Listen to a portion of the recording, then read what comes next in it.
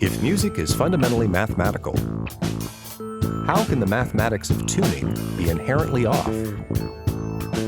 Why should we need to temper anything? Shouldn't things just work? Good questions all, Keith Andrews, and thanks for asking. You're listening to Music Student 101. It's time to talk temperament. And now, your hosts, Jeremy Burns and Matthew Scott Phillips. And here we are on Music Student 101. And here we are. You know, every time we come back, we say, welcome back to Music Student 101. Kind of gotten repetitive in our introductions. Yeah, if you heard the last episode and then you hear this episode, it's kind of implied that we're all back, isn't it? It's kind of understood that we're back, or that you are back. Or maybe not. Maybe this is the first episode you've ever listened to. I don't know. In which case, welcome. Welcome, yes, yes. This is going to be a good one because we have this this Patreon site. Yes, we do. Patreon.com/musicstudent101. That's it. And we all know the deal, or most people who've checked it out do. We've talked about it many times. It's a monthly subscription or donation service where if you give us $1 a month, you can get into the Patreon site and check out all the cool extras and videos and extra episodes that we have. All the little extra fun stuff. And if you give $3 a month or more, you can get a coffee mug. Yes. Or some. Oh, by the way, Matt, what's this under this little pillow here under the chair? I don't know. Oh. Cellophane. Oh, look at that. A gift for you, sir. Oh, look at this. Wow. Man, that's nice. Isn't that lovely? I like that. This is now a 20-ounce coffee mug, and it's not a coffee mug. It's actually a tumbler type thing. Yeah, it's actually a thermos tumbler. It's got all sorts of little geometric diamond shapes. Got the Music Student 101 logo on it. Mm-hmm. That is special. Isn't it, though? And where the other mug was, I think, 18 ounces, now we're a full-blown 20. Man, that'll have you good all day right there. Now, real quick, on the Patreon site, we put up a video talking about my scientific process, right? We did, yeah. And I'll shorten it up for you. I did take some measurements. I put a cup of ice in this thing, and I put a cup of ice in the original Music Student 101 coffee mug. And there was about a 4-hour difference of how long this little guy held everything cold before the ice melted. So there you go. Yeah, for science. So that's good news on the mugs. The mugs are now in, and we're going to be shipping them out in the next week or two and try and get everyone covered. To our Patreon listeners. So if you would like one of these mugs, and believe me, you would like one of these things. This is nice. Yeah. I am impressed. We'll put a picture of it up on the website or something Absolutely, like that. Yeah. But we digress, as we do. The $5 Patreon members actually get to ask us a special question, and we will make a Patreon episode to put up on the Patreon site. Right, in which we answer your question specifically. For at least 15 minutes. For at least 15 minutes. So anyways, we normally like to put those on the Patreon site. However, on occasion, a listener might come up with a question that we think is best to share with the rest of the listening audience. So we think, hey, this might make a good just episode. Indeed. So we are fulfilling the request of one Keith Andrews today. Hello, Keith. Keith is from Texas. Yes. And we have heard, we did an episode on transcribing music, Dewey and Dora. Right. Yeah. That was a while back, but yeah. I think it was transcribing music. I think that's right. It was a while back. And then he also made a little appearance on our listener compositions episode with his song Satellite. Yep. And he's been with us through thick and thin, and he's been our Patreon patron for a long, long time, and it's time to give this man what he's asking for. Pastime, probably. Yeah. Pastime, indeed. What does Keith have to say, Matt? So Keith says, I'm having trouble wrapping my brain around temperament. Mm-hmm. If music is fundamentally mathematical, how can the mathematics of tuning be inherently off? Why should we need to temper anything? Shouldn't things just work? Was the universe having a bad math day the day music was created, and now we're left to clean up the mess? Nature can do what it wants, but this seems a little rude. Bottom line, I don't quite get it. Maybe it's something that can't be got, but I'm not quite ready to shrug my shoulders and say, oh well, at least not yet. I appreciate any help in getting this through my skull. Oh man, that's a great philosophical question, isn't it? Right. That's a real chin scratcher for me. If music is fundamentally mathematical, how can the mathematics of tuning be inherently off? That is a great question. What do you think? Well, it's something that it took me a second and to get it, and lots of research, lots of videos. And I should go ahead and say, just as a disclaimer here, I consider myself a half-decent theorist, but this is not my forte, you know? I mean, I can sort of ramble for 5 minutes or so on the basics of temperament. I know some stuff, but I am by no means, deeply knowledgeable about the different types of temperaments and their histories and how they differ from each other. So this is going to be a learning experience for me, I'm hoping. Yeah, I remember I took a course in acoustics at school, and it was covering more just the physics of how vibrations work. That's that course all of you guys took and I didn't take to this day. Well, I'm not sure what more I learned, I can't, that's not fair to say. I mean, I learned a lot, but as far as equal temperament and this kind of stuff, it wasn't really a part of that. You know what I mean? Right, yeah. We might have talked about the overtone series, but I think it was even more from a recording standpoint and EQ kind of standpoint. Right, yeah. Like to this day, I don't know. I don't even remember how I ended up not taking that course. I just remember all my friends took that course and I wasn't in that course, and I felt, seriously left out of the whole thing. And it was just traumatic and emotional for me. But hey, we move on. Life goes on. Well, maybe this will clear up some of this things. Maybe so. Maybe so. Correct this injustice, however many years later. So before we get into this, I do want to also say regarding the Patreon site, I know Keith, like I said, has been with us for a long time, and we wanted to go ahead and knock this out. We also have another listener, Taylor Handleton, who I got an email from, who's like, oh yeah, here's my question. Did you miss it? And I was like, I guess I did. Oops. So that'll be next up, and that will be on the Patreon site. And he was asking us, like, can we name a certain number of incidences while listening to music where we were mind blown and had to figure out what was going on? You know what I mean? Oh yes, so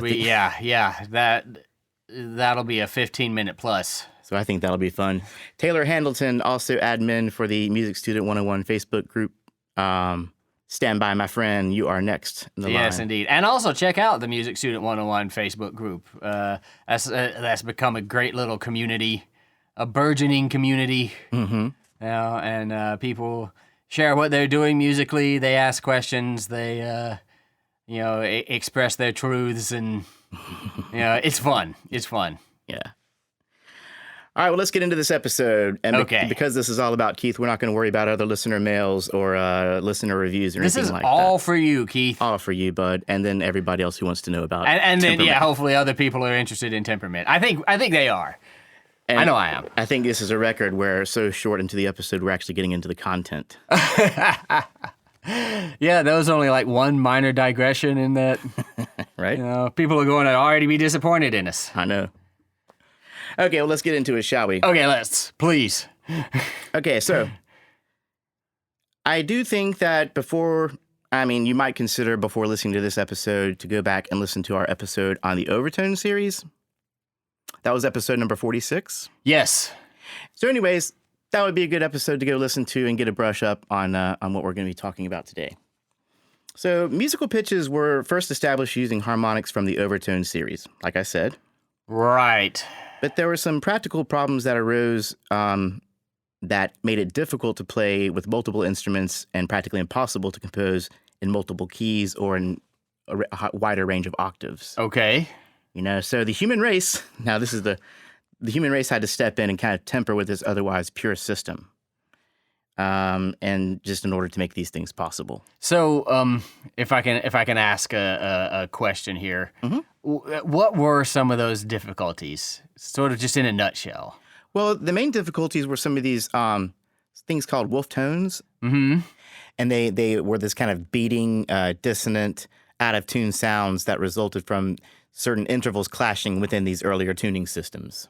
Mm-hmm. And despite how they tried to divide the intervals within the octave, there was always going to be a few notes that were sacrificed. Okay. Where their pureness, so to speak, was sacrificed. Okay. We'll talk about what a pure tone is versus impure or tempered tone later on. Okay.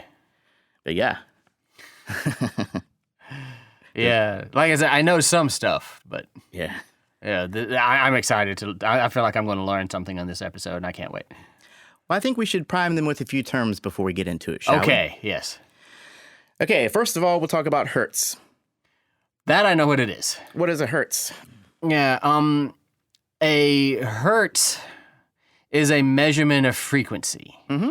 So it's basically how fast the sound wave is hitting your ear, right? Mm-hmm. So if you think about the A above middle C, in this very modern temperament we have now, right? Mm-hmm. That's supposed to be about roughly 440 hertz, which means like that frequency is hitting your ear 440 times a second, basically. And when you pull or pluck that string, it goes back in the other direction of passing the middle point, its resting point, and then back towards you, and then back to its resting point again, moving in the other direction. That's considered 1 hertz. Right. Hertz. And, if you're representing this graphically, this looks like a wave, right? Where there's a little hill going up and then a little valley going down and the zero right through the middle of that. Right. Yeah. So let's kind of listen to this in action. Let's see, Matt, would you play A1, which is about 55 hertz? A1. Mm-hmm. Oh, that's way down there. So if, so 3, 2, yeah. Mm-hmm. And now A6, 5 octaves up. 5 octaves up. A6, 4. So that's 4, 5. I gotta remember there we go. Mm-hmm. Okay. So what you're hearing is a number of octaves. Now, every time we do an octave, we are doubling the hertz. So Right. if we start with A 55 hertz and we double it, 55. we get 110, right? 110, 1 octave up. Double that, 220. 220. Double that, 440. And there's the A above middle C we were talking about. Mm-hmm. Then there's concert pitch. Mm-hmm. Every time we're doing this, we're playing octaves up. Right. Right. I'm just playing A's in different octaves. Exactly. And if you play them together, I mean, you have to play all of them together, but go ahead and play as many as you can.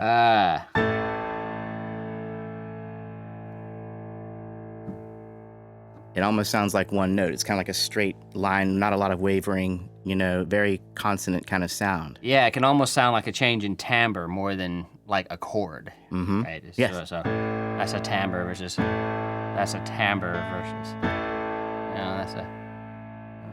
Yeah, totally. Yeah, and actually, the overtones and the power there within of the overtones actually determine the timbre of certain instruments. Right, yeah. And those overtones are accented by all kinds of things. How old the strings are, what shape the strings are in, the type of wood on your instrument, all kinds of things. Yeah, because in nature, it's not a perfect little, absolutely every time, right? So all those things make little derivations in our waveform, little wavery parts of our waveform. Little adding a little chaos to it. Yeah, And little not fluctuations. taking away from the pureness of an otherwise perfect tone. Right. Now, so that's a hertz. Those are hertz. How many times a moving body vibrates per second, basically. Mm-hmm.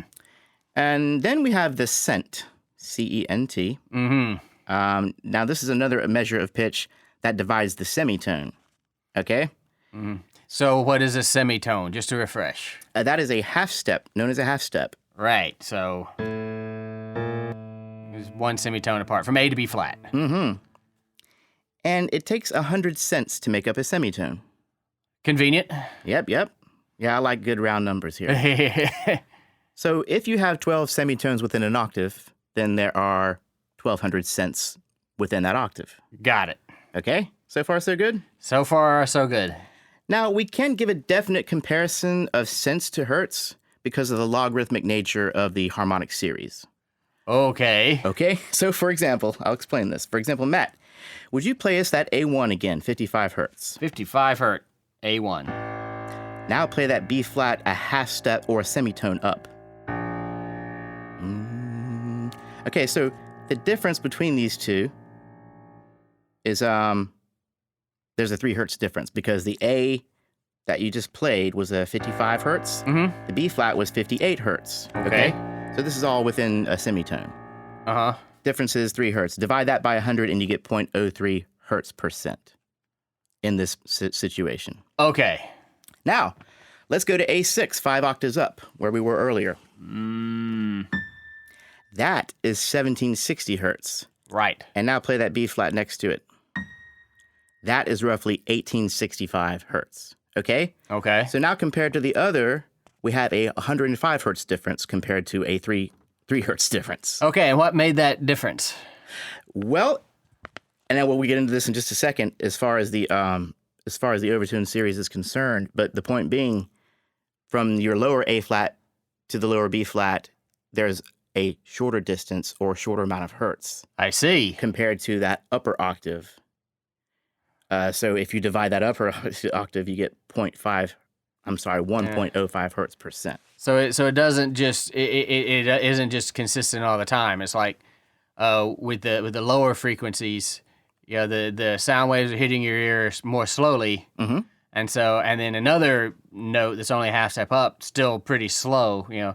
There's a smaller difference between those two. But then when you get up to 1765, now you're going really, really fast. So that difference is a bigger difference. Yep. That's kind of making a little bit of sense. Well, you can't just say that this many cents equals this many hertz, or 1 hertz equals this many cents. You just can't do that. You just can't do that. Because in the case of the lower octave, each cent equaled 0.03 hertz. But then when we got way up to the 6th octave from that, each cent was 1.05 hertz. Yeah. So, I wonder if that's because the cent was sort of an arbitrary. I mean, we just took that frequency difference and cut it up into 100 pieces, kind of arbitrarily, right? Yeah. Which is why it didn't quite work out exactly. Well, as you continue up the harmonic series, you're going to start to find that it kind of works in a almost ramping up kind of exponential type logarithmic kind of a feel. logarithmic type way. Yeah. So when we're going up octaves, for example, we don't go from 110 to 220 to 330 to 440. No, we go 110 to 220 to 440 to 880, doubling each time. Exponential, yeah. Exactly. Okay, so Okay. I hope that made sense. I'm going to put this on the website. You can read along. Hopefully it'll make sense. Oh, man. These videos, I mean, I was checking out some of these videos, and some of them just talk strictly about the math and the 12th root of 2 and all these crazy... Oh, boy. I'm going to try not to get into too much of that than what I've already just done. You know what I mean? Okay. Okay, continuing with our terms. So we got hertz, we got cents, we got a temperament. Now, which is the basis of this episode. A temperament is how something is tuned, simply put. Okay. So it's a system that determines the intervals between pitches. Right. Simply. So that's tempered intervals. Pure intervals are based off whole number ratios, right? Okay. So, example of a pure interval, if you have a 2-to-1 ratio, that would be the octave. That would be the good old octave. Yeah. And that's kind of why it sounds almost like a new timbre, right? Because, like, every other sound wave with the lower note has an accompanying sound wave from the higher note. But as far as your ear can tell, they're doing the same thing, right? Right. And especially within the octave, when all these numbers are perfectly doubled, our ears seem to have an easier time processing simpler ratios. Yeah. Right? And so that kind of gives birth to the idea of why this first kind of tuning system came out and that we're about to talk about here. Okay. Oh, I guess I can continue. Like, so we were saying like 2-to-1 is the octave. Another simple ratio next in line is 3-to-2. Yeah. Which would be the 5th. So 2-to-1. And then we're going to add a 3-to-2. Yeah. And again, this sounds very consonant because it's a very simple ratio, right? Sort of. And if you continue up the overtone series next, you'll find the major third. Yeah, let's see if I can actually continue the right way. So then we got octave, and then we got 5th. And then we've got, what do we say, major third? Is that major third? That's a major third, yeah, up from the fifth, or should I be doing a major third up from the? Oh, it would be a major fundamental? third from the octave. Okay. So Yes. And so that major third is a 5-to-4 ratio of the previous harmonic. yeah, getting a little more complicated. Exactly. So by the time you get to the major second, for example, that's a 9-to-1 ratio. Let's listen to that. From A, just that major second. So really far up there. Let's hear it in the same octave. Let's hear it in the same octave. Yeah, that's what I'm talking about. You hear that kind of wavering, that kind of beating sound? That's what's considered a more complex ratio than, for example, the octave or the fifth. Right. If you've ever tried to tune your guitar, you know that beat sound. You know, the idea is to get it to where it's not going blah, blah, blah, blah, blah, blah, blah, blah anymore, right? Yes. Get into those simple ratios. Oh, I have my guitar here. Look at that. Example. When I tune my guitar, I try and use harmonics, actually. So if I play... Yeah, you can hear that beat. Yeah. So I'm going to try and tune it. And as I tune it, I'm going to straighten out that waver to where it's a straight line. Or I'm going to try to anyway. Try to, yeah. Oops. Oop, wrong direction. Yeah, it's getting worse. Yeah. Pretty close. Yeah. I mean, you start getting to where it's like it gets slower and slower as they get closer to being in line, right? Exactly. Yeah, and it takes more beats of that way for you to actually hear a different kind of note, right? When it's closer together. And so the actual beat perception gets slower and slower and slower until you can't really perceive it anymore. Exactly. Then you're in tune. Yeah, so the beating that you're hearing is actually the result of the difference between the two sound waves or conflict between the two sound waves. Right. So the pure intervals of the just system are the result of these simple ratios, the whole number of simple ratios, whereas for equal temperament, what we have today, we have to tweak those ratios and numbers to accommodate the newer system. Okay. You know? And the equal temperament system is based on this tweaking. Okay. So I kind of think back, Matt, to our ancient music episode. Yeah. I think we called it The Dawn of Music. It was somewhere in the early 40s. I remember 50s. that. Yeah, yep. And we discussed a recent find of one of the oldest known instruments, right? In the Hohlefels cave in Germany, they found a whistle made of vulture bone, a griffin vulture, the bones from a griffin vulture. This was about 35,000 years ago. A long time. When they dated this instrument. It had 5 holes. Wow. Mm-hmm. So, allusion to pentatonic scale. Yeah, I was about to say. We'll come in later on that. Okay, so moving forward a little bit, we're going to get into Pythagoras. Okay. Because this Greek mathematician was kind of basically one of the main ones who ushered in the concept of the pure just tuning system. Yeah, and this is the same Pythagoras of the Pythagorean theorem, and the Greek mathematician and philosopher. That guy. I remember in some way or fashion he blew some minds with his triangle calculations. Yeah. Something like that. But anyways, A squared plus B squared equals C squared, right? So suffice it to say his mathematic skills were way beyond his time. yeah. Way beyond. And beyond ours. Beyond ours, yeah. Me personally. But he found a lot of these patterns while observing nature. You know, a lot of the same patterns within math and geometry. Mm-hmm. And he discovered, like I said, that the more harmonious intervals were based on simple ratios, right? Of the first 4 numbers, natural numbers. So you got 1-to-1 unison, 2-to-1 is the octave, 3-to-2 is the fifth, 3-to-4 is the perfect fourth. These are all perfect intervals. And if you, okay. Pythagoras believed that these patterns guided the movement of celestial bodies and the cosmos, and that music could be the link between man and the cosmos. That's interesting. Isn't that fun? Yeah. Well, the Greeks kind of believe that anyway, you know. He was also fascinated by the 2/3 ratio, or the, 2-to-3 ratio, the golden ratio. Yeah. Now, if you keep on dividing something by 2/3, you can infinitely spiral down, and it'll keep on dividing itself, and it'll create a pattern much like the Nautilus shell. Right, yeah. Like a very spiral kind of pattern. And that's found all around in nature and things like that. And then later on, Aristotle came up with the golden mean. which was kind of based on this pattern, but it's also based on relationships. So the golden mean was focusing on the middle ground between two extremes.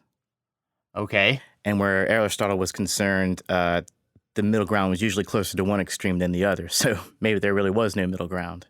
Okay. So this kind of mathematical idea carried on in music and it carried on in philosophies as well. So something very universal about this 2/3 ratio. Right. So from Pythagoras came the Pythagorean system. Uh-huh. Now, this is a form of just tuning, which was based on adding fifths at a 2/3 ratio, adding these intervals of a fifth at a 2/3 ratio. Because he was fascinated with that. Yeah, exactly. Of the fundamentals. So if we have A220, and I'm made all these little tones to be sine waves, because the sine wave is the purest form of tones. Right. There's no overtones. You'll just hear the note by itself, the fundamental by itself. Fundamental, purely, yeah. So here we have A220. We talked about how if we do a 2-to-1 ratio, we get that octave, 440. Now, if we take 220, and you want to find out what the perfect fifth or pure fifth of that frequency is, you would say 220 times 1.5. 3-to-2 ratio. Makes sense? Yes. And then you get 330.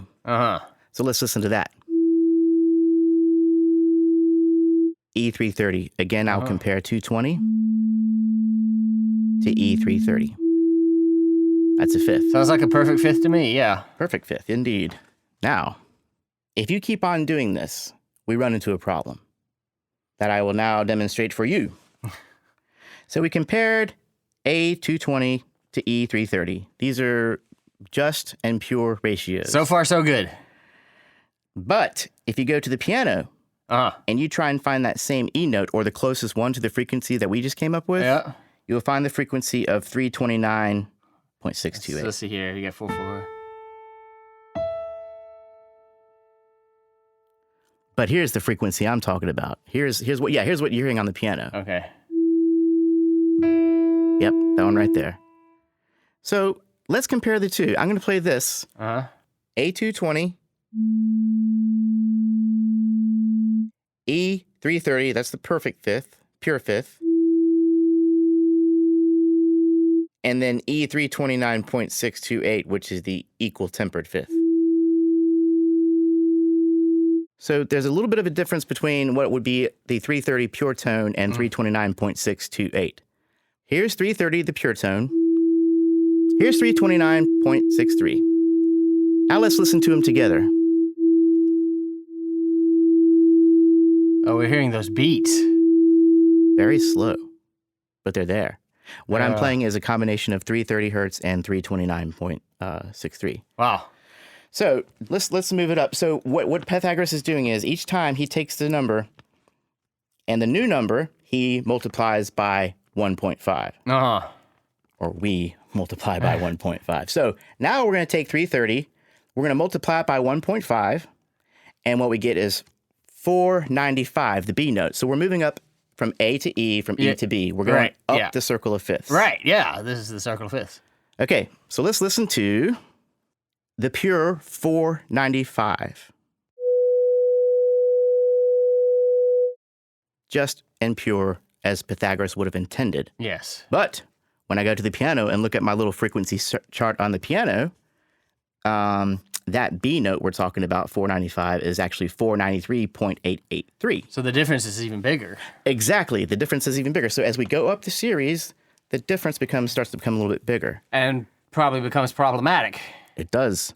Let's listen to these together. First off, we got 495, pure, 493.8, and then together. That's some pretty significant beating. So you hear how the beating was faster then? Yeah. Okay, so I'm not going to go through this exercise all the way through, but we're going to skip forward. So we did A to E, E to B, B to F sharp to C sharp, and then C sharp. Let's look at this one. This is getting more up in the series, right? Yeah, absolutely. This is the third of A, right? The major third. If we take that C sharp frequency we got and then multiply it by 1.5, we end up with 1670.625 G sharp.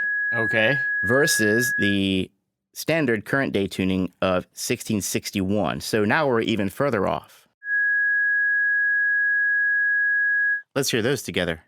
1670 pure, 1661.22 tempered, together. Wow, that's really far off. And we're not even halfway through the circle of fifths. So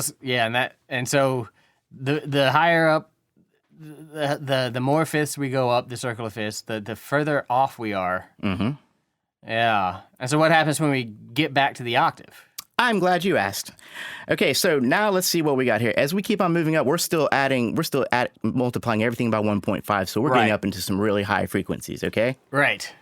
So by the time you get back up to the A, back all the way up the circle of fifths, now we're not talking about overtones here. We're talking about moving the circle of fifths, yeah. We're going up by a fifth, right. And not just any fifth, but a just and pure fifth. A just and pure fifth. By the time we get back to that A, this is several octaves up, 6 or 7 octaves up. And bear with me. We got this high frequency of 28,544.936. Oh, okay. Now, I don't want to play that and pierce everybody's ears. So here's what I did. Now, remember, when we go up an octave, we double the frequency. So in order to go the other direction, down an octave, we divide it by 2. Right. An octave lower than that, we divide it by 4. Uh-huh. I kept on doing this to find notes that were closer to the original frequency, or at least something in the same neighborhood. Right. Finally, by the time I took this crazy frequency and divided it by 32, I ended up with 892.006. Okay? So that's way off from 880, which is what it should be, right? Exactly. So now that we've made it all the way back to the A, let's listen to the difference between these two notes. So first off, this is 892. This is the result of stacking the pure fifths from the just tuning system all the way up the circle of fifths. Uh-huh. Lovely. Uh-huh. Now this is 880, where we should be. Now let's hear those together. 880, 892, together. It's almost a half step off. So, okay. Wow. So what we have here is a 12 hertz discrepancy between these two tones that would ideally be the same note, the same octave. Right, yeah. This discrepancy is known as the Pythagorean comma. 12 hertz. Mm-hmm. In this case, yeah, because of A. Oh, yeah, because it would be different if we started on a different... Oh, man. Exactly. Wow. Okay, so rather than closing the circle at 880 with another perfect A, we have kind of overshot. We have overshot our A. By the distance of about 12 hertz. Give or take. So where we once... Yeah, so anyways... Rather than closing the circle again, like I said, we have more of a fractal pattern, like a spiral that spirals like a nautilus shell. So really, the circle of fifths was originally more of a spiral of fifths. Mm-hmm. Actually, well put. Well put. In Pythagorean tuning, I would say that might be the case, actually. Now, this 13th note is what we're talking about. That produces this kind of discrepancy. Sure. Yeah. So one of Pythagoras' ideas was just to get rid of this 13th note altogether. But then there were other solutions that arose beyond that. So how do you get rid of that? I think you just take it out and then say, we're going to move. Well, and when I say 13th note, I mean that in every note above it. Yeah. So that the scale would just be the 12 notes. Okay, so you don't really have as an option anymore in this proposition to go from A beyond the octave A. You really just have one octave to sing in, mm-hmm. right? I mean, I'm going to this because this sort of informs ancient Greek music and sort of informs Middle Ages music too, actually. Absolutely. Which is just fascinating to me. But yeah. Yeah. And let's talk about that actually, because in the Middle Ages, in Middle Ages music, the 3rd and the 6th were seen as impure. Wonder why. The music of the time was more based on like I said, the Pythagorean tuning, which featured the perfect 8th, the perfect 4th, and the perfect 5th. Yeah. Well, in order, perfect 8th, perfect 5th, and then perfect. Because, like, I mean, I'm just spitballing again. I'm learning a lot in this episode, so this is exciting for me. But I'm thinking, like, if you just take that overshoot and just chop it off at the end, right? That's not really solving the problem because the notes leading up to that have also sort of degraded. Yes, right? they've been arranged and kind of stretched out in their own strange. So they're little kind ways. of uneven from each other, and they're kind of not in good tune with each other. So yeah, that makes 1, 4, 5 pretty easy to play, but then or sing. Yeah. But then you get into 3 and 6, and that probably becomes more difficult. And then 2 is just nuts. It's like how are you going to hit that few cents off note from So that's fascinating to me because this informs a lot of the sort of musical values of the Middle Ages, right? 2 is a dissonance. Oh yeah. Right? 3 and 6 really is still pretty dissonant. You've got to stop that beating. You've got to quote unquote resolve this dissonance, right? In some conceivable way to because these things are beating together in this tuning system. Right. And that is not good, right? People are not going to want to hear that. So and then tritones, those are just downright satanic. Forget right? about it. Yeah, forget about it. At least in the Middle Ages, right? At least in the Middle Ages, that's the devil's interval. And you can see why. How could you even begin to try to sing a tritone, right? Now, the reason that the Pythagoras was so big on the unison, the octave, the fourth, and the fifth, is because these notes all had the most overtones in common compared to the other notes. That makes sense. Doesn't that make sense? Yeah. So in this tuning, the sharps were a wee bit sharper, and the flats were a wee bit flatter than what we know of today. Sure. And this was a compromise to ensure the pure fifth. So Middle Ages Pythagorean in tuning, a form of just tuning, focuses on the pure fifth. Everything else is secondary, and that's where they make the adjustments to compromise the system. Okay, moving on. In the early 15th century, we had a composer named John Dunstable. I've heard of him. He's a Renaissance composer. Renaissance, yes, and it's the same period moving forward to the next period. Yeah, we've got to move forward out of the Middle Ages at this point. Yeah, exactly. He was known to be among the first to break these rules by including the thirds and the sixth into his vocal compositions. Yeah, he was just a maverick. Now, because these were vocal compositions for a cappella voice, the vocalists could be counted on for the most part to adjust the notes and harmonies of the thirds and sixths to their more aurally pleasing tunings on the fly. Right. And that's what vocalists do, Yeah. They're constantly tuning their voice and retuning. Yeah. Vocalists and string players both have a tendency towards that. Mm-hmm. Yes, like cellists and fretless instrument players. Now, like Pythagoras, John Dunstable was also fascinated by the constellations and the cosmos and the patterns there within. Yeah, and it makes sense that he's like Pythagoras. He's interested in these things, right? Because if you know anything, the Renaissance, the word in French means renewal, right? And there was this big sort of societal drive to, sort of go back to this, almost near mystical knowledge, the way they looked at it, of the ancient Greeks and the ancient Romans, and say, well, let's try to, revitalize our society that way. Through the Middle Ages, they thought, all of that stuff was cool, but it's all been lost and we don't know anything about it. And so they're just kind of stuck, right? In the Renaissance, they're trying to actually go back and research and sort of reconstruct those societies with that kind of knowledge and things. So yeah, it makes sense that sitting there in the 1400s, John Dunstable is really trying to sort of pick up where Pythagoras left off. Culturally, that's important to him. Right.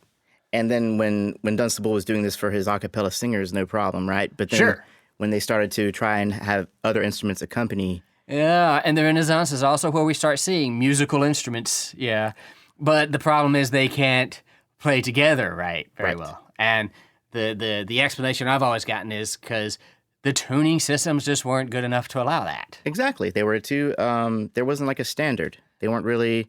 Yeah, because the vocalist can sort of fudge this way and that to make it sound harmonious, but the string is just going to play the note it plays, right? Exactly. Okay, so by the Renaissance, which is roughly 16th century, what did you say? 1500s, depending on who you ask. Yeah, okay. They were adding sometimes up to 5 harmonies when they're doing these vocal pieces and stuff like that. Oh, sure. So again, the accompaniment instruments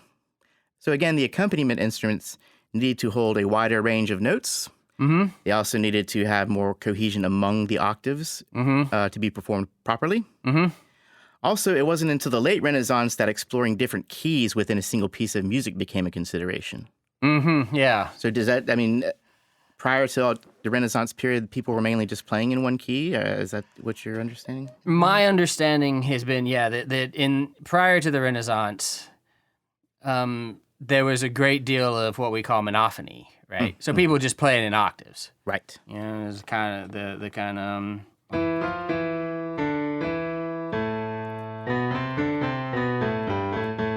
it's that kind of thing, where you're singing in your vocal range. It's all vocal, and you're singing in your vocal range, but there's not a lot of harmony. And then towards the end of the later Middle Ages, they kind of go, you kind of get the first things of polyphony and things like that. But yeah, harmony is really a consideration in the Renaissance. Yeah, and they're not really thinking in keys the way we understand them. It's really modes. Yes. Right. But they are the Pythagorean modes. Mm-hmm. So they're not even the modes the way we think of them now either. Oh, we won't go down that rabbit hole just yet. Modes. Yeah. Let's not get into that. But it has definitely always been my understanding that like some keys were just impossible to sing in or play in the Renaissance. You didn't see F sharp major in the Renaissance ever. Right. There was just no way you were going to be able to pull that off, right? Because it was just the distances and things, it just didn't work. Because of some of the problems we've already talked about, right? Right, because of that overshot of the octave, and and also the chaos between everyone's different tuning systems became a pretty big consideration. Right, because these weren't consistent either, right? Yeah. So probably if you just sit down with somebody who tuned their instrument a little while ago and you tuned yours on the way in the carriage ride, or whatever, and y'all get together, it might just sound like complete garbage, dissonant garbage. Yeah. So around the Renaissance period, we have a new kind of system emerging. Mm-hmm. And this is called the meantone temperament system. And what this did was it compromised the pure fifth for a more just third. Uh-huh. So like we were talking about in the Renaissance period, the thirds, became more prevalent compared to the Middle Ages music. Right. They're being featured more in the melodies and even considered vital in some of the cadences. Yeah. They're considered... a phrase you heard Renaissance writers use a lot was tickle the ears. Oh. Right, yeah. And the Renaissance was one of the humanistic periods, meaning, look at what beautiful, wonderful, great things mankind can do, right? We can make all these beautiful... We're not quite as religious as we were. Uh-huh. We're still pretty religious, but we're not quite as religious. We're all kind of like, look at all the great scientific achievements man can do, Leonardo da Vinci and all that, and all the great works of art and sculpture. And musically, look what kind of beautiful music man can do, right? Give ourselves a little credit. Give ourselves a little credit, yeah. The thirds are kind of a part of that. We're not just, trying to recreate, the feeling of the presence of God all the time anymore. Now we're trying to talk about love, and we're trying to talk about human emotion and stuff, too. So yeah. Makes perfect sense. Yeah. I'm contributing what I can here, Jeremy. I appreciate it, because I want this to be a conversation, Matt. I do. I'm not just going to sit here and read to you. That's no fun. A little sociological context is always great. Yeah. Okay, so anyways, of the meantone systems, one of the more popular ones was the quarter comma meantone system. Mm-hmm. So I believe what they did was that little comma we were talking about, the overshooting. The little distance by which we overshot. They divided that distance into quarters, and then that's how much they flattened the perfect fifth by. Okay. So now the results are that the sharp notes are a little flatter compared to the previous system where the sharp notes were a little sharper, and then the flat notes are a little sharper compared to the previous system. Yeah, okay. So we're constantly overshooting and just trying to readjust to really suit the ears of the people at the time, I guess. Yeah. Or just to move forward in the harmonic series as people get more used to different kinds of music and different harmonies. Yeah.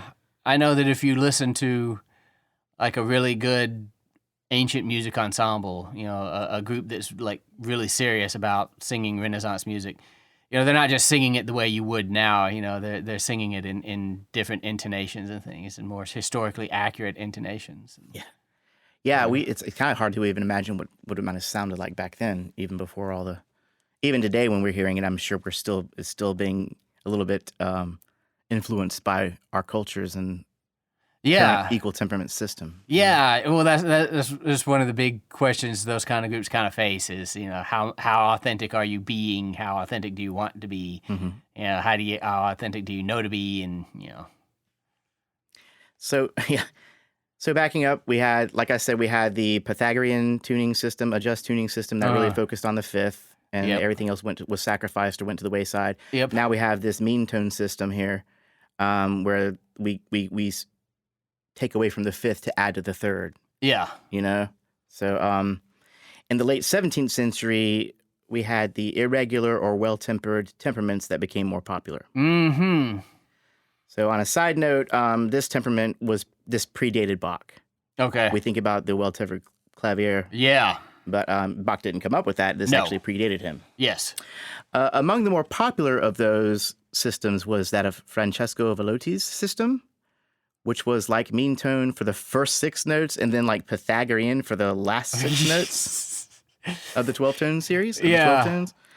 So it's like business in the front, party in the back. The mullet system.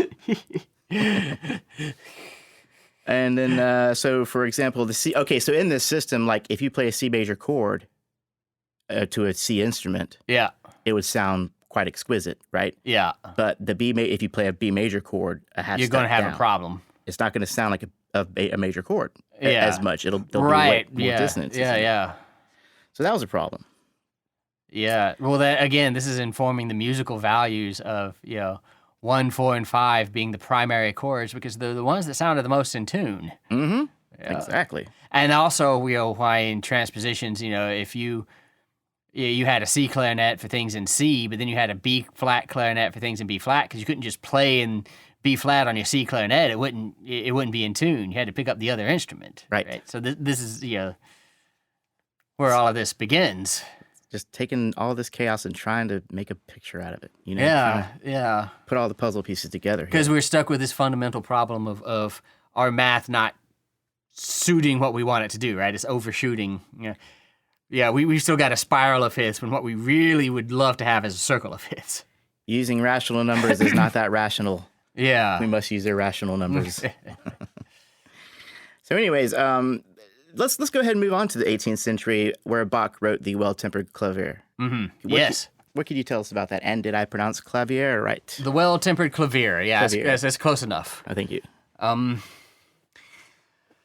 Bach wrote a series of preludes and fugues that he called the WellTempered Clavier. Mm-hmm. I can halfway play one of them.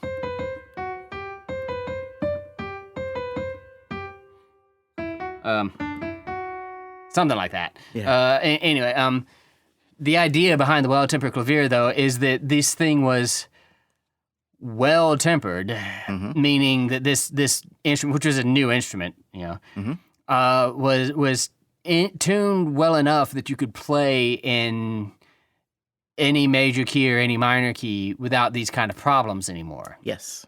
So, to show off this fact, Bach actually wrote 2 books worth of preludes and fugues that were in every major key and every minor key. Yeah. So there was a prelude and fugue in C major and one in C minor, in D flat major and D flat minor, and D major and D minor, et cetera, et cetera, et cetera, one for every single one.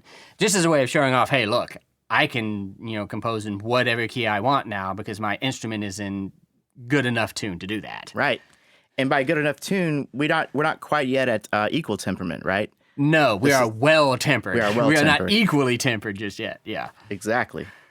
So, so it's pretty close. It's pretty close. Right? We're still in this situation now where, like, C minor has a different feel than D minor, right? So they start calling C minor the pathétique key because it just sounds dirge-like and morose. This is a word that Beethoven, well into equal temperament, where this is no longer the case, Beethoven is still thinking of C minor as pathétique. Yeah. Right? Meaning sad, meaning morose, meaning tragic, meaning just death. Whereas D minor still may have a little bit more of it's still a minor key, but it's a little more nostalgic of a minor key or whimsical of a minor key versus, versus just down in the dumps like. Unless you ask Spinal Tap. Which considers D minor the saddest of all keys. Saddest of all keys.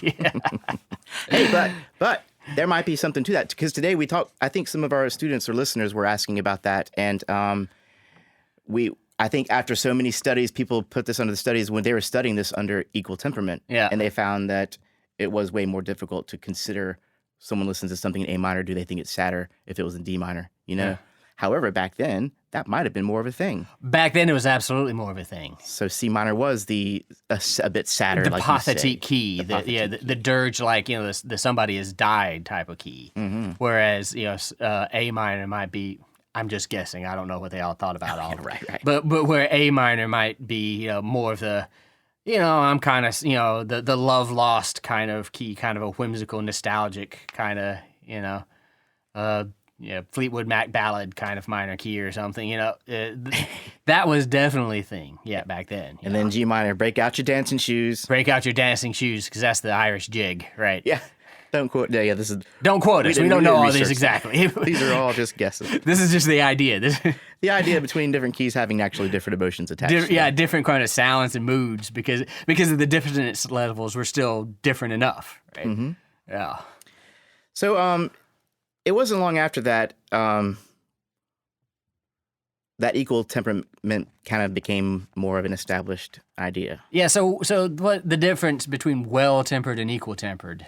I think that well-tempered is getting closer to what we know of today as equal temperament, and it allowed you to play in several different keys and octaves, but it still wasn't, all the tones weren't equally divided as it is in equal temperament. Oh, okay. My understanding is that Pythagorean tuning, just tuning, irregular, well-tempered, they're all still trying to do compromises. Yeah. And is somewhere along in here where we lost B sharp and E sharp too? Oh, yeah. Well, so the older keyboards and instruments, they actually had two black keys on top of each other, kind of, to where there was a discrepancy between C sharp and D flat. Right. Yeah. But all that went away as well with equal temperament, because what they did was they took the octave and they divided it into 12 equal semitones. So screw all this multiply times 1.5 stuff. Mm-hmm. We're just going to take the interval of the octave and split it by 12 and assign those 12 things to notes. Yes. Okay. So all the notes in the series get a little bit sacrificed, but because of where they are in the harmonic series, they still hold true enough to where our ears, I guess, can kind of tell the difference, Yeah. But now we're so used to equal temperament, what we hear, a glorious major chord, despite its sacrifices and discrepancies, still sounds glorious to us. We can't really hear those sacrifices because they're so minute. Mm-hmm. So rather than having, minutely to no sacrifice at all between two notes a fifth apart, and then huge amount of discrepancy in notes that are a third apart, mm-hmm. right? So fifth sounds great, third sounds awful. Now there's a minute discrepancy between all of them. Right. And so we just sort of get used to it. Mm-hmm. Yeah. And again, what that does is allows us to have, I guess you would say, consistency among octave ranges, because now if you take a C, 256, and you double it, you'll end up with this C that is twice that number. And even after completing the circle of fifths, you still have perfect ratios, and you don't have that same problem with the math work out. Yeah, you know what I mean? and now we're above an octave now because this is all just, 12 semitones up is still C, 24 semitones up is still C, 36. So we can just go up and down into infinity, really. Exactly. So in the case of the equal temperament, each fifth is smaller than the pure fifth by 1/12 of the comma. So that's not a lot.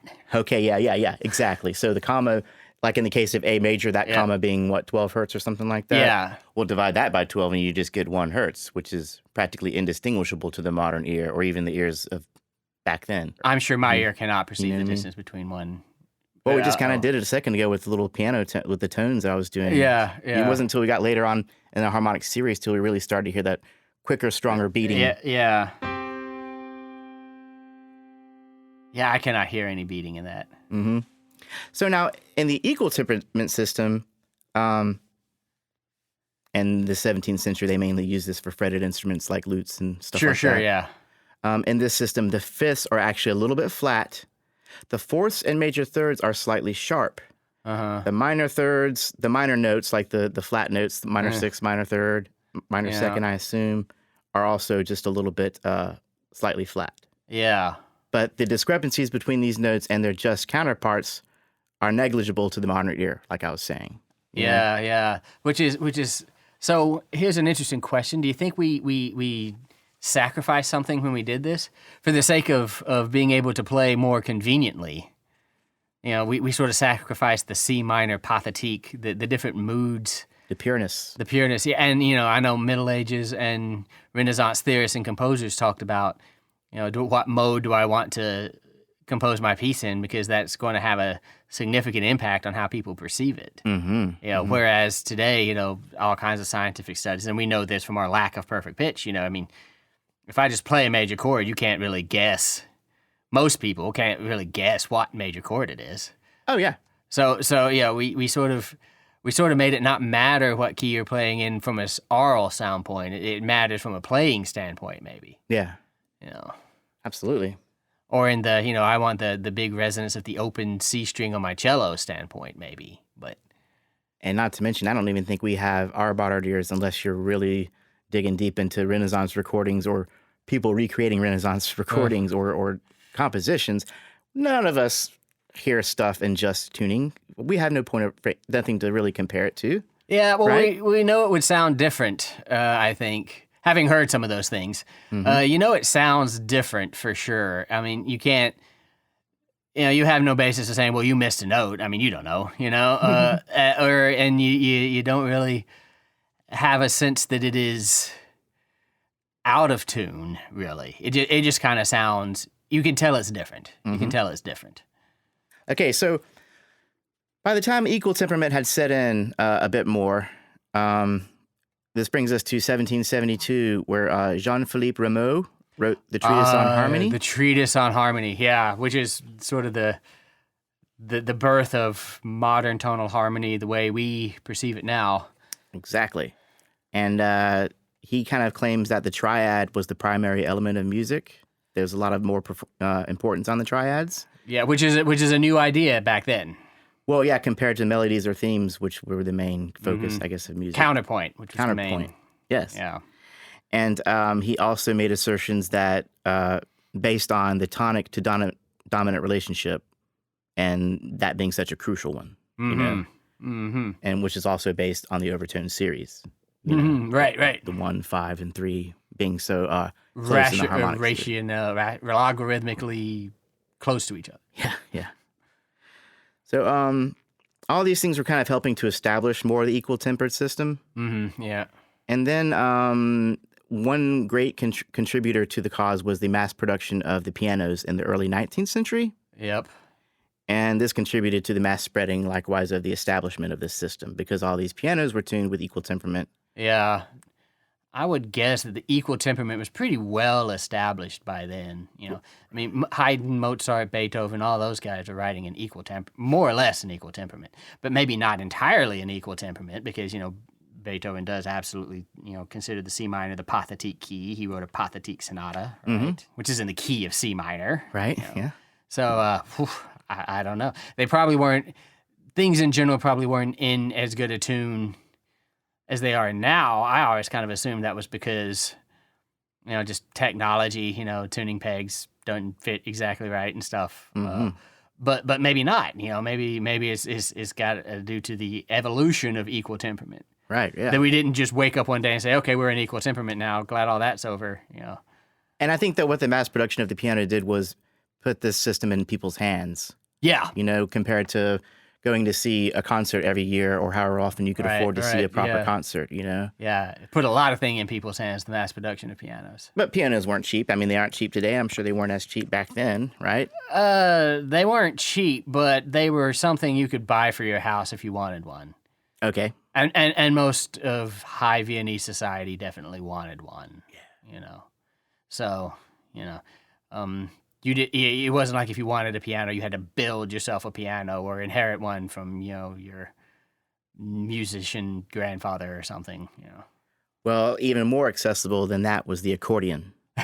Yeah. So in 1830, the more portable and more affordable accordion was invented, and then eventually, well, it was tuned to equal temperament. Mm-hmm.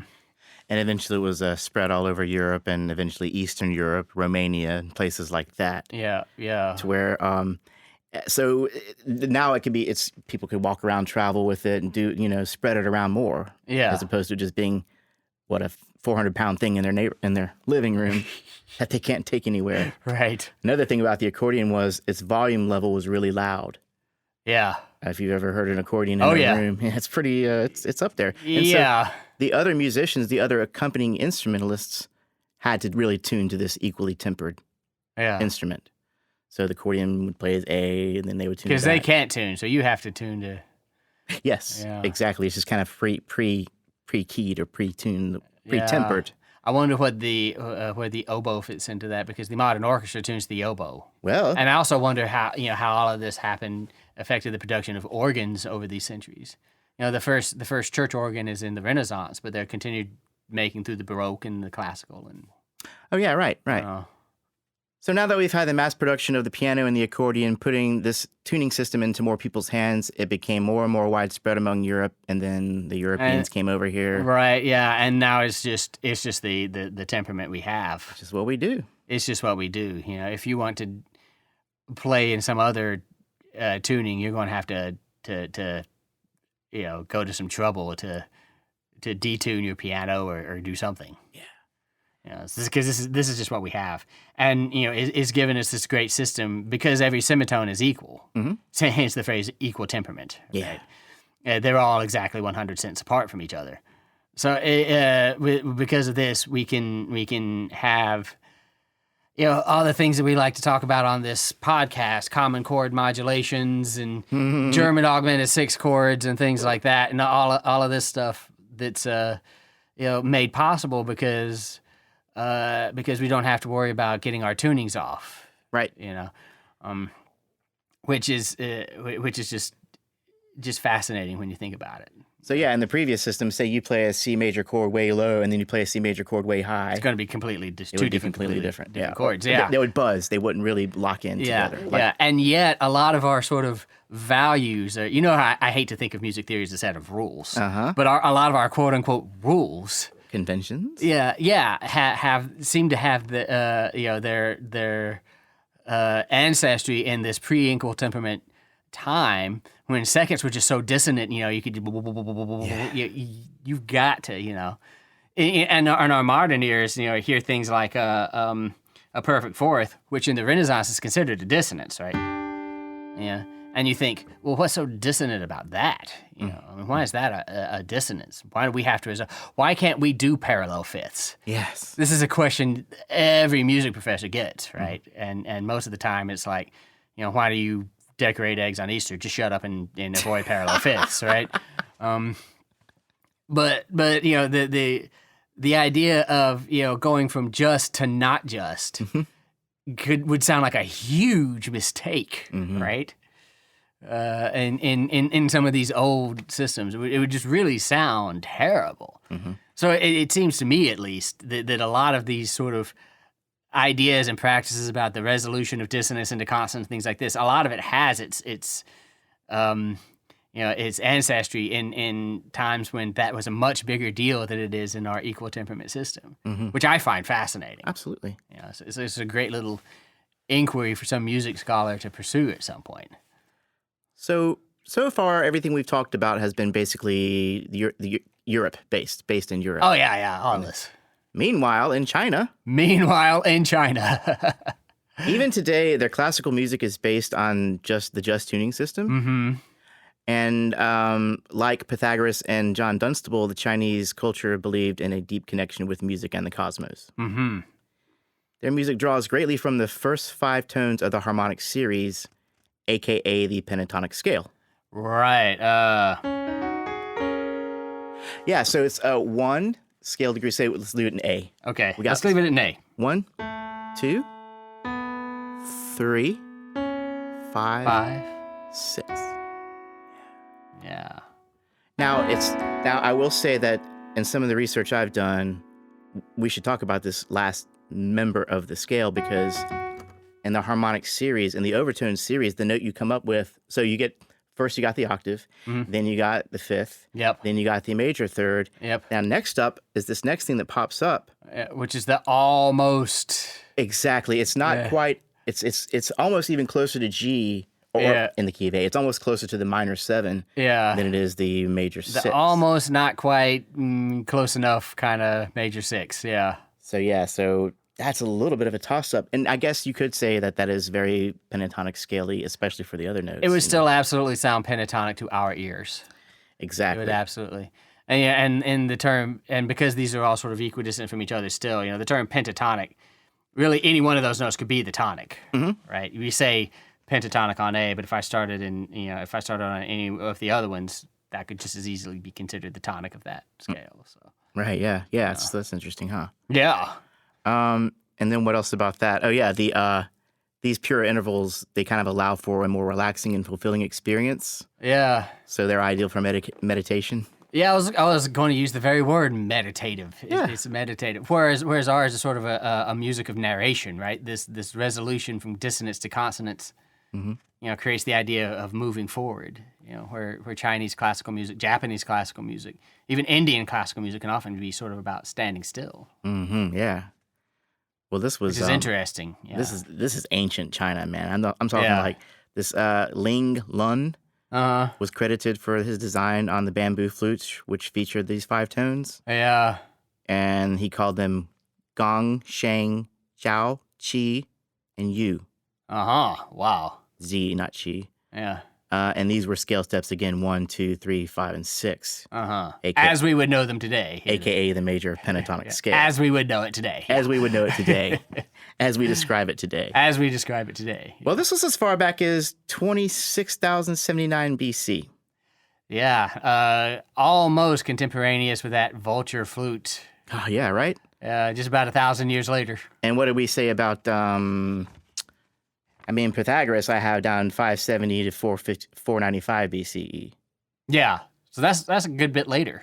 So what this suggests to me is that this is a cross-cultural phenomenon. Oh, sure, yeah. And then we were talking about this a second ago. Some of the people some of the things I was reading, people were even saying that this could be something if the aliens did come to our planet. Yeah. At some point, we sent out this kind of time capsule. We just shot it out into the ether. You know what I mean? Mm-hmm. And this time capsule included a few things. I think some photography, some pictures. Recording of Beethoven's Ninth. And it might be, well, if they find a way to play it. It might be that they listen to this and say, oh, this is the one thing that I think makes kind of... This is representative of an intelligence. These guys, let's not blow their planet up. If they can play it. If they can play it. And if they understand why we like music so much. Unless they found a better system than equal temperament that they think we're a bunch of hairless apes for. Yeah, a bunch of stupid hairless apes. Yeah. Let's just leave that planet alone. Mm-hmm. It's mostly plant life anyway. Yeah. What'd you say? Mostly non-harmful? Mostly harmless. Hitchhiker's Guide, yeah. But anyways, to me, that's kind of amazing because this transcends time, this transcends cultural boundaries. You know what I mean? Just like music itself and dance and the arts. You know what I mean? Yeah. But this one specific fact about it, this one feature, this reliance on the overtone series and why we find the numbers with simpler ratios more pleasing. Mm-hmm. I mean, that gets into a whole brain thing. Yeah, and once you get into the brain thing, nothing is simple. And I don't know how to talk about any of that stuff because I'm not a brain dude. Right, yeah. So, if I may. You may. Just to bring it back to Keith's original question, his original philosophical, if music is fundamentally mathematical, how can the mathematics of tuning be inherently off? Mm-hmm. So, having learned all of this, what is our answer then to his basic question here? I think that we just found that... Yeah, good question. No, I think that, we know that the octaves is the doubling. Uh-huh. We know that's the most pleasing. Right. But for some reason, we had to find a way to close the circle at the octave. So maybe the answer is the mathematics is not inherently off. We just decided we liked it that way. Right. Yeah, it's more like, well, we sort of fudged the math to get a system that was easier for us to deal with. Yes, it's a matter of practicality. Yeah, yeah. And without having done that, then right now we would be hearing still maybe most of our music in maybe one key, maybe one octave. Or it just would have a system much more like the Chinese classical music that still uses just intonation. Oh, I believe Indian classical music still uses just. I mean, again, I'd have to go confirm that, but I believe Indian classical music, the sitar and the charade and all those things, still use a just intonation or something close to it. I wouldn't be at all surprised. Japanese, the shakuhachi, this is a sort of a just tuned instrument. So, had we not done that, our music would probably sound a lot more like that now. But so the question is, the answer is, it's not inherently off. We fudged the numbers, we fudged the math, we made it off, so because we didn't want to deal with the complexity of a spiral of fifths. Right. The other question he asked, why should we need to temper anything? The answer is maybe, we don't need to. We just kind of wanted to. Mm-hmm. It just kind of happened. Yeah. We just kind of it served our purposes better to do that. It solved problems that people were sitting there stressing over. It solved problems that people were stressing over. Yeah. Back in the day. Yeah, and you could ask yourself, should they have really been stressing over these problems? When other musics around the world don't seem to stress about them as much. But, hey. Well, they didn't have to until they started jamming with other musicians and trying to explore other harmonics and other octaves. It seems like Pythagoras sort of arbitrarily deciding to multiply everything by 1.5 sort of created more problems than he solved, just right there fundamentally at the beginning. Yeah, but if you think about the Nautilus shell, it is clearly a pattern in nature. Absolutely. That's a thing. good point. Yeah. So yeah, very interesting stuff, man. Yeah. Shouldn't things just work? Yeah. So the universe wasn't having a bad math day. Pythagoras was. We were, yeah. And we had to do something about it. Yeah. So anyway, I hope that helps, Keith. I hope so. And I hope that's been interesting for the rest of our listeners. I know this has been fascinating for me. Like I said, I feel like I've learned a lot. This was kind of not my strongest area. Oh, me neither. So if there are any physicists who want to talk or mathematicians who want to correct anything I got, I mean, yeah, I feel pretty good about most everything. We'll furrow our brows and try to understand as best we can. Indeed. Before we get out of here, I would like to share some sources. Okay. Yeah, man, there's, like I said, so many great videos, so many great articles. Some of them were real heady, some of them real mathy. I don't know if I would recommend those to our listeners. It's very painful, very painful. They talk about the root mean 12th root of and we're just simple musicians sitting here. Simple musicians. But encyclopediabritannica.com was a great resource. It had a very extensive knowledge base on physics and acoustics. Indeed. I am a huge fan of this British gentleman named Howard Goodall. I was telling Keith about this video series, and I'm going to link this on the website. Howard Goodall is kind of like the Neil deGrasse Tyson of music theory and physics and stuff like that. And he has a series called The Big Bangs. So like the first episode is notation. He spends an hour talking about notation, how we came from neumes to notes and everything. Notes and yeah, nice. Second episode, about 50 minutes long, is about temperament. Right? All right. And he does a fantastic job with great production value, musical examples, and he really puts everything into perspective, traveling around, showing cool examples, and just using visual aids and things that really blew my mind, wouldn't occur to me. You know what I mean? Yeah. So check him out. Check out the video on temperament that he does. Leonard Bernstein has a fantastic... There's this whole collection of videos from his lectures. A lot of his lectures he televised when he was teaching at Harvard. And one of these is actually a fantastic one on the overtones series. And it's not just the information he's giving; it's just legendary to sit there and look at Leonard Bernstein teaching. I'm teaching. He's teaching me, like being in his classroom. It's just such a cool thing to hear him because he's really a really good teacher. And pretty entertaining also, I'll say. And then there was another great little YouTube page that I saw, which was called Early Music Sources. And they had some really cool and entertaining guys named Ellen Rotem and Johannes Keller, who really seemed to understand this stuff. And I gleaned a lot from them as well. So those are some of the kind of main sources. Wonderful. And Excellent. Well, I don't know what kind of recap would do this subject any justice. Well, I guess we could just say that in the beginning, there was Pythagorean tuning. Which focused on which the focal point was the pure fifth. Which created problems because we overshot the octave. Exactly, and we also had to adjust for those thirds and make them not as lovely. And then we had the meantone system, which was in the Renaissance, where the pure fifth was compromised for purer thirds and sixths, which were more popular in the Renaissance music. Right, yeah. And then what do we have? Irregular and well-tempered tunings. Yep. Where it got a little bit closer to where we are today. Right. But again, we still had to make some sacrifices. So ultimately, we arrived at equal temperament. Yep. In which the octave was divided by 12 semitones. Yep. Each semitone 100 cents. So there was 12 micro adjustments, each sacrificing a very small amount of cents. The human ear, the modern ear, can probably detect over 5 or 6 cents difference. Yeah. Little things like that we're not going to pick up as much. Yep. And it just kind of made everything all around work better. Yeah. From instrument to instrument, tuning systems to tuning systems. Right, yeah. And hence we have the great, hugely complex system of tonal harmony that we have now. Right, which was established by Jean-Philippe Rameau's treatise on harmony. Right, yeah. And we needed instruments to be able to play well together to have that sophisticated sense of harmony. Exactly. There had to be some kind of standard. Yeah. To keep everyone on the same page. So we sacrificed the complexity of our tuning system for the complexity of our harmonics. Yeah, that's a good way to put it.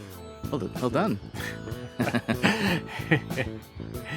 So yeah, I mean, that's all I can think of right now. I hope we didn't get too heady or too mathy or too nerdy, because if we did, I'm sure I botched it a few times. I tried to stay away from that and just get into more of the story behind it. You know? Yeah. It's fascinating to sort of track the progression of these things and how it mirrors the progression of European music in general. Absolutely. Yeah, but any questions, definitely email us, definitely let us know. We'll probably talk about something really simple like neo-Riemannian analysis next time.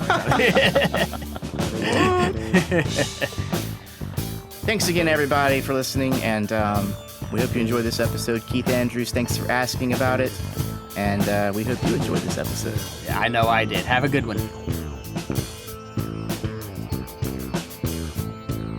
Thanks for listening. We hope that clarified some things. If you want to be like Keith, join us at patreon.com/musicstudent101. You can also support us by buying our cool stuff at redbubble.com. And if you have questions or comments about this or any other episode,